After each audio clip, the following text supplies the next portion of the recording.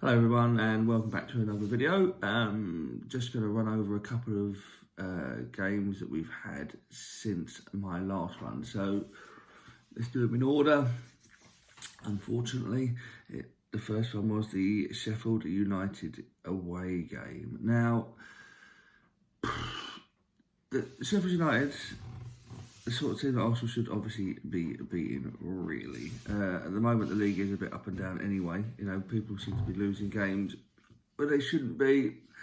You know, we were, as a team, we've been sort of having some weird results anyway. The whole Watford thing, as I mentioned before, the Man United draw. So we weren't, and with the international break, we weren't really convincing anyway. But coming to the Sheffield United game, you've got to think to yourself, we need to put in a shift here. It's been a good weekend for us with results elsewhere. We need to lay a marker down. We need to let people know we're here. We need to let them know we're back, sort of thing. But the first thing he does, in my mind, Unai Emery, is he picks the wrong team. Now, we all know there's an issue with Ozil. We all know that players like Tierney and Bellerin are coming back and holding, and you know, it's one of those things where you become a better player by not playing. Suddenly everyone's like, oh yeah, we need him in the side, we need them in the side, and then they get in the side and like, but a game like Sheffield United away, I do think that is the sort of game, weirdly enough, where Ozil would be better than some of the midfielders that he played there.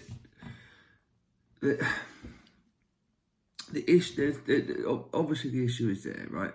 But what I don't get is why he's trying to make a point with Ozil and Torreira. I don't know what Torreira's done wrong. I mean, apparently there's some sort of rumour going around that he wants Fabinho or someone. But don't play Torreira out of position either. You know, in the Europa League last year when he came off, you could see that Torreira was gutted. But looking back now, with hindsight, it looked like more than that. Maybe the issues were starting there with him. Maybe he didn't feel that Unai Emery was getting the best out of him. Maybe he felt it was the wrong decision. There were rumours around there that around the time that he was going to leave straight after one season because he wasn't happy at the club. So maybe Unai Emery's got a problem with certain types of players. You know, it seems to have happened at PSG as well. But I think as a coach, you've got to be bigger than that. You know, his job is to get the right results for Arsenal. When teams are going to sit back and defend, you want your players that can play through those teams. It's like, I'm going to draw another Potts at Tottenham not using Eriksen. I know there's a whole thing about him not signing the contract and he nearly went away to Madrid or wherever it was, or he basically nearly left. But you've got to still, if he's your best player, you still play him. Because if nothing else, he wants to make that transfer come through in January. He's going to try his guts out. He's not going to sit around and sulk. He's going to sit around and sulk if you keep telling them, no, you're not playing, you're not playing, you're not playing. And I just think that as a creative player with someone with skill and the ability to pick a pass, we still haven't got anyone that can better Ozil. And against Sheffield United, all right, maybe not even start him, but bring him on when it's tight and we need a goal. Suddenly he's going to draw players towards the ball and he'll open up space for other people, and that's when stuff happens. He makes stuff happen even when he hasn't got the ball. I know I'm sort of an Ozil fanboy because I think he's the closest thing we've got to a Bobby Pires since the Invincible era. I know Bobby Pires is a different type of player, but in this group of lads, that's what you've got. You know, he should be utilising him because Unai Emery wants the best results for Arsenal, surely. And now he's not even speaking about what's going on with Ozil, so there is definitely a problem there, and it's not a footballing one, and it's not a fitness one. I think Ozil will win the battle. He'll win the war. Sorry. Unai's currently winning the battles, but I think Ozil will win the war because he's on such a massive contract, and I don't think Unai Emery's on as long. So we'll just sit there and go, well, I ain't going anywhere because no one's going to pay me. So you might as well utilise what you've got. We looked toothless up front.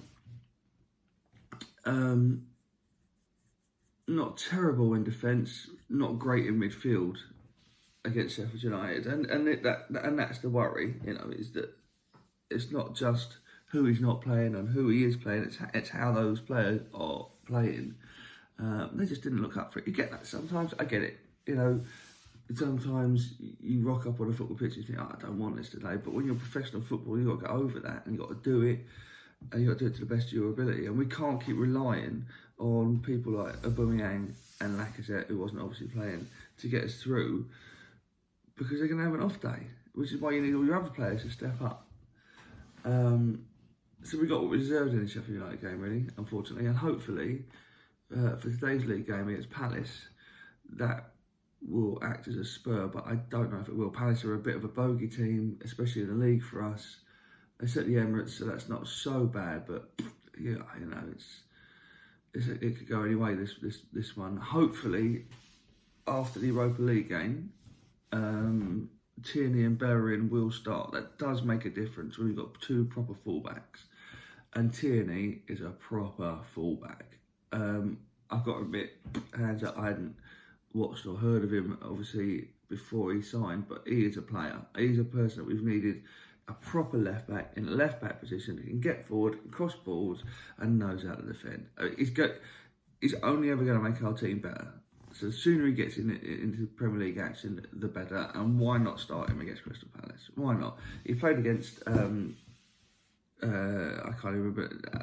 I'm not going to attempt to pronounce their names. Vittoria, I'm going to call them, from Thursday night, and he had a decent game. He's one of the few that had a decent game.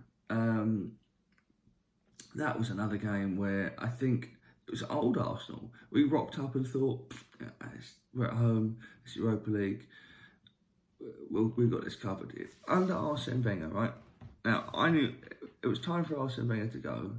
Football, I think, had passed him on a little bit.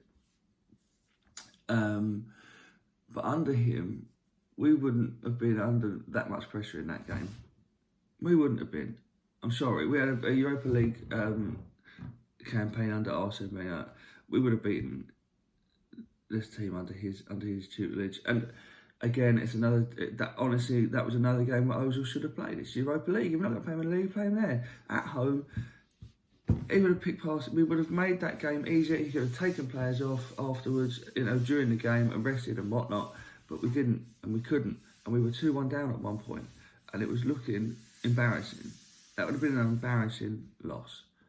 Pepe steps up with two brilliant free kicks, which hopefully will kickstart him. A quick word there on the absolutely budget commentary from BT Sport. I hate it. Ian Dark. That's one of the reasons I want to get out of the Europa League, is because I can't stand idiots like that commentating on the game. When Pepe scored his first goal, he shouts, Pepe scores his first goal from open play for Arsenal. It was a free kick. That's not open play. It's not open play. Open play is when the ball's rolling around and it's open. It's not a set piece. It's not a dead ball. A dead ball situation is not open play. Anyway, stuff like that really, really needles me, and it shouldn't, but it does. But that, again, it was a performance where, like I say, we thought we could just turn up and it would go all right. And I think some of that's got to do with the manager. I think he probably lays that down. He says, I'm picking this team again. We've done. I imagine is what he says. Look, this is what we played like when we last played with this team in the Europa League. We're going to play that again, and we'll have the same result.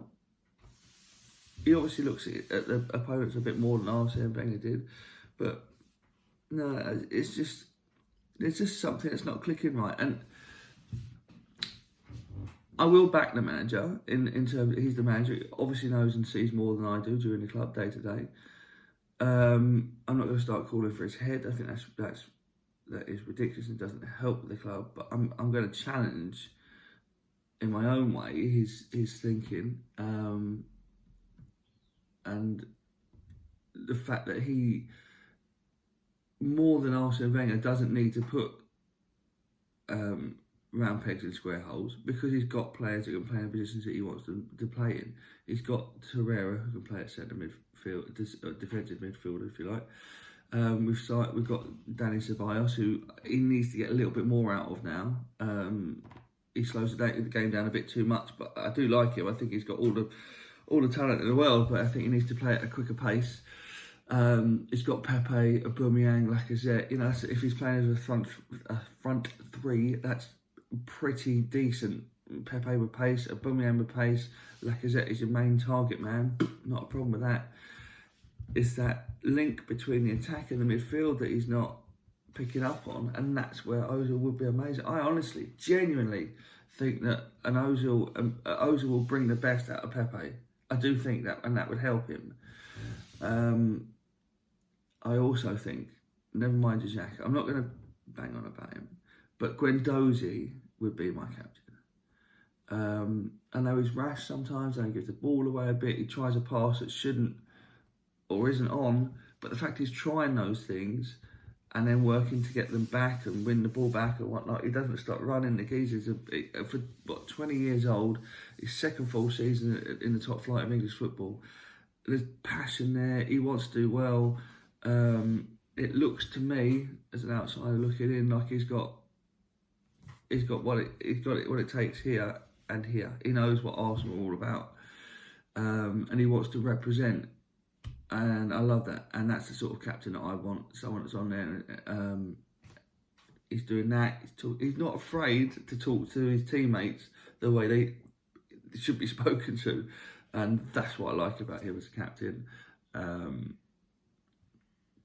mean, the role of captain has evolved now. Anyway, it's not like it used to be. But he would be my captain, Guendouzi. But it's obviously going to be Xhaka. So,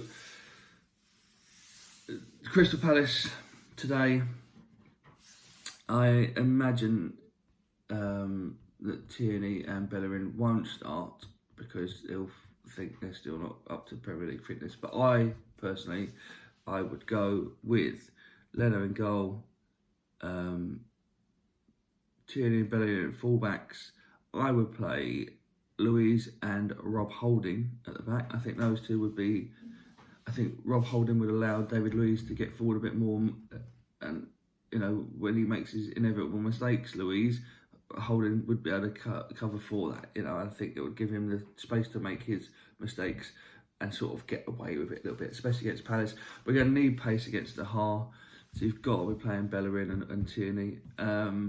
It's actually four at the back. You're going to play three in midfield. It's got to be Guendouzi, got to be Torreira. So I'd have Torreira at defensive midfield, and then I'd have Guendouzi. I might even go Ainsley Maitland-Niles. If not, it'd be Ceballos sort of in front of those. So you'd have two and a one like this.